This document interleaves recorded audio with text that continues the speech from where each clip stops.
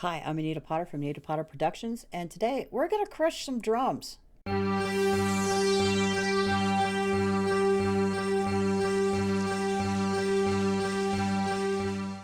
been a minute since I've done any Reaper tips, so I'm going to go and show you how I go about crushing drums. Now, this isn't a full set of tracks. This is just a section of drums I cut out from another project I'm working on.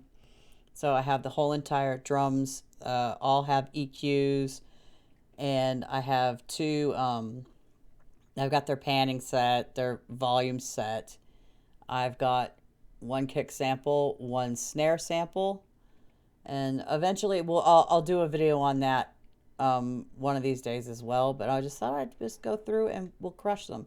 So I have this area selected, and we're going to loop it, so you can hear what the drums sound like just by themselves.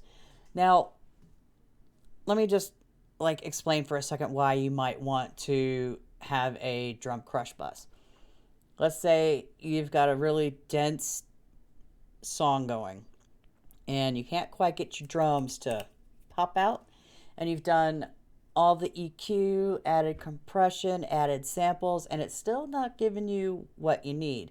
Then you might want to check out maybe making a separate crush bus. So let's listen to the drums by themselves.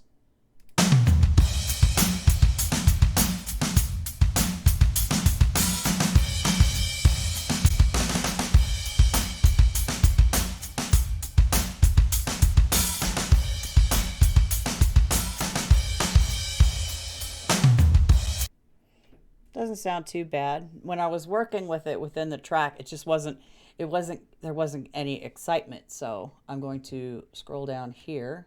I'm going to double click. I'm going to keep it out. When I do auxiliary sends, I keep them out of the folder tracks, because that I feel I get a little more control over them, and they're not being influenced by anything I may have on the bus. So we'll go back down here. I'm going to call this Drum Crush. Okay. And I'm going to add, we're going to just use the stock Reaper plugin here.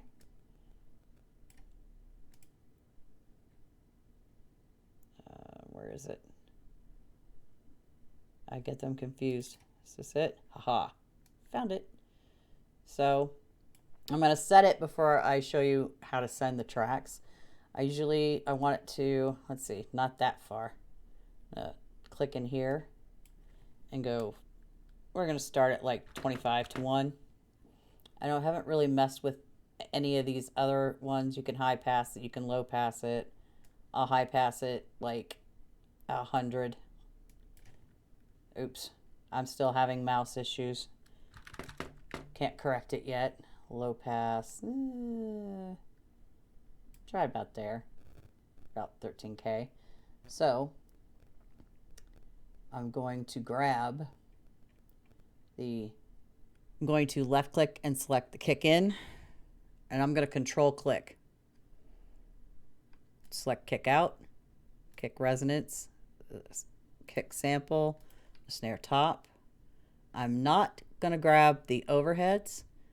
I'll grab the snare bottom, the snare sample, the rack, the floor. I'm not going to grab the hat or the cymbal or any of the room mics, and I'll explain that in a second. Now I'm going to hold down Shift.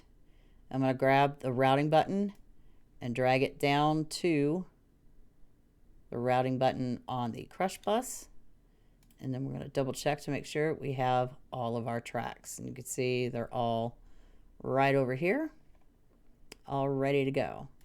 Now, the reason why I don't want to grab cymbals, hi-hats, overheads, or room mics is because of the cymbals. You just don't want to add compression to the cymbals, because then they can get really loud, sizzly, brittle, crackly, and you don't want any of that. You just want the drum sound. So we are going to first, I probably will turn it down, because you don't want to use the crush bus at 100% volume. because it's just there to blend in to get your original drums. Just give it a little bit more. So we're going to press play.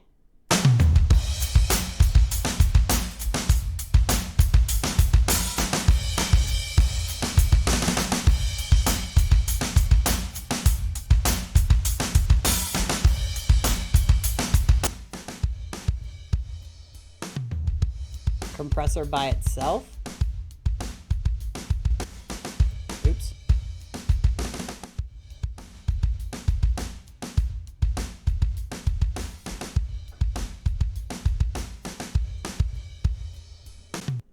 Okay, and then back in with all of it.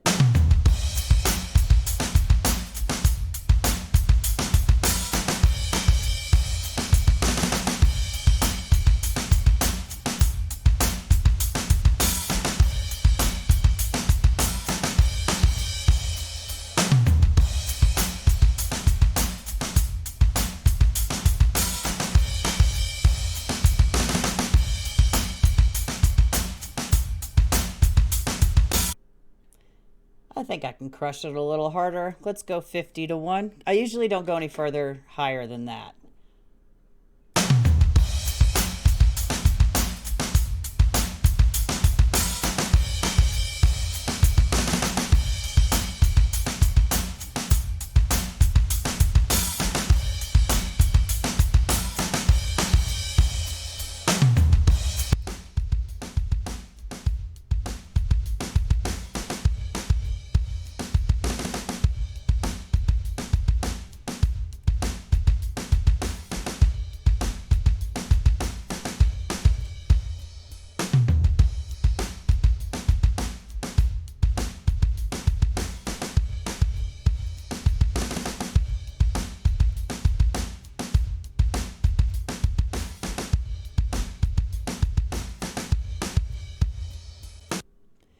Now, I was just checking there to see if I could hear any kind of difference with the high pass and a low pass, and I can't, so I'm just going to put those back to their defaults.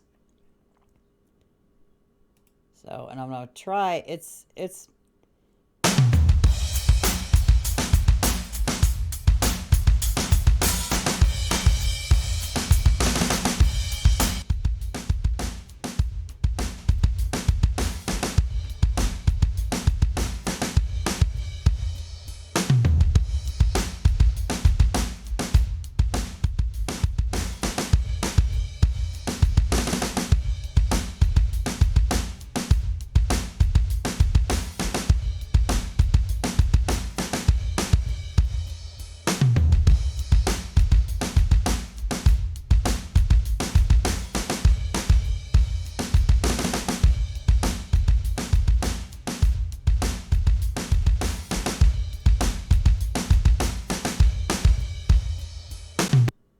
okay. I'm going to play it with all of it, and then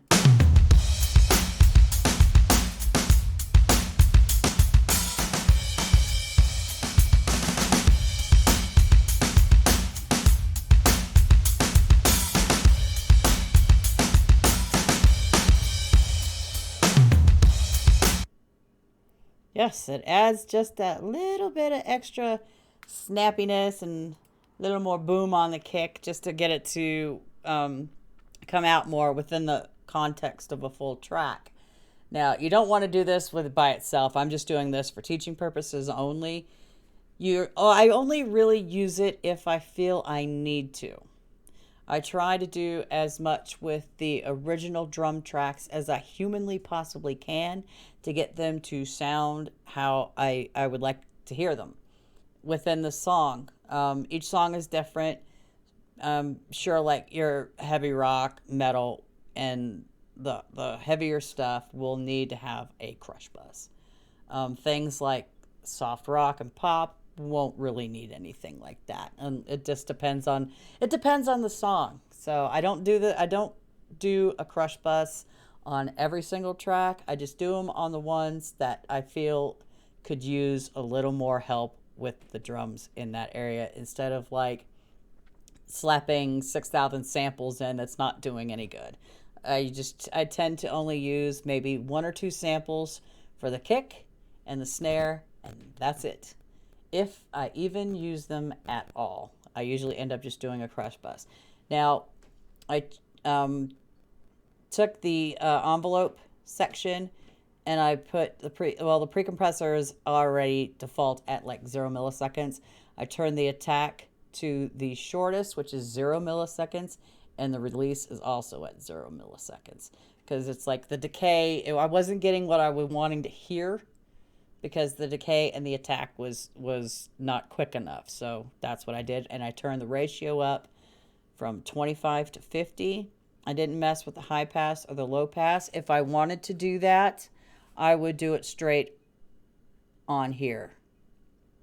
Now, let's just go ahead and give that a try. Get the re-EQ. I'm going to high pass at yeah, let's start at 100, and I'm gonna low pass. Yeah, right around.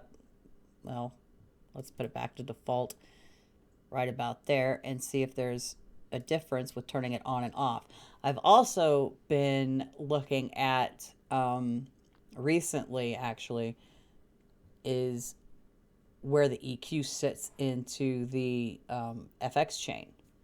And it's given me some really odd results. I would always think I would just, okay, go ahead and EQ before you do that, and then it didn't change anything, but you put it afterwards, and then all of a sudden it's like, what happened there? So that's like a whole other video, so I won't get into that too much here. So I'm going to put it after the compressor just to see what it sounds like on its own.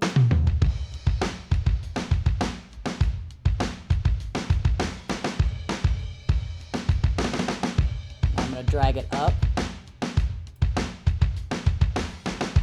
Okay, it doesn't, oops. Yeah, it doesn't seem to make a difference where it is on here, but some tracks I've done it on, it made a massive difference. So let's hear it all together.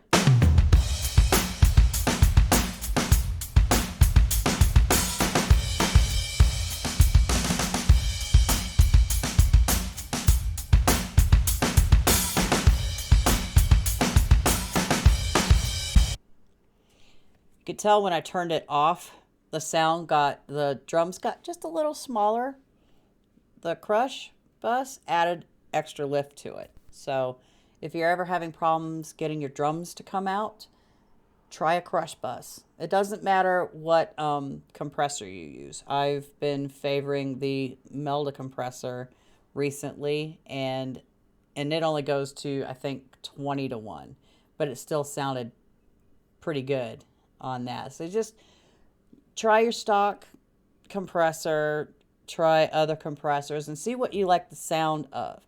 Not all compressors are the same. Not all EQs are the same. Re-EQ is a very transparent EQ, and so is the Q range. It's a very transparent EQ.